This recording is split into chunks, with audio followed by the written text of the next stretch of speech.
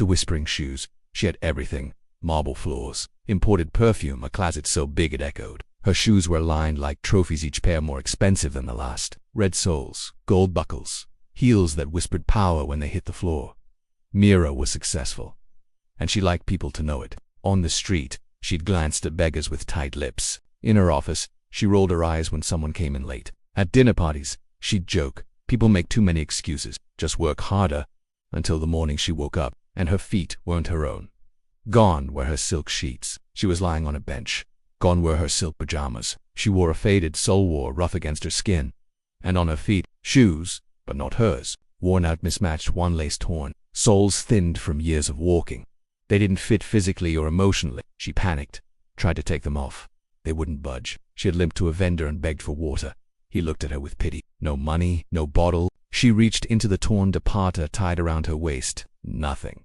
A child bumped into her. "Watch it," she snapped. But the boy just stared at her shoes, like he recognized them. She walked through the city like a stranger in her own life. A rickshaw passed. The driver looked exhausted. The same driver she once underpaid. At a cafe, she asked to use the washroom. The manager glanced at her shoes and shook his head. Not for public.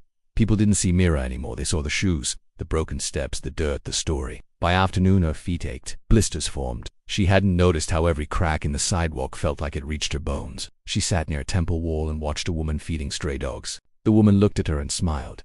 Smiled. No judgment, no fear, just kindness. Meera wanted to cry, not from pain but from the realization.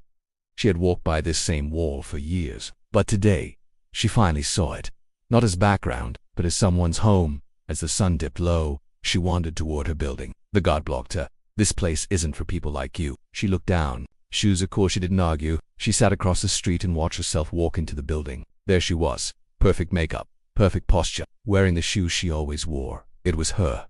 But not her. The woman glanced down at her phone and stepped over a child sleeping on the steps without looking. And in that moment, Meera understood. The real Meera hadn't been stolen. She had been mirrored. This was a day in the life of someone she once judged. Someone she never saw.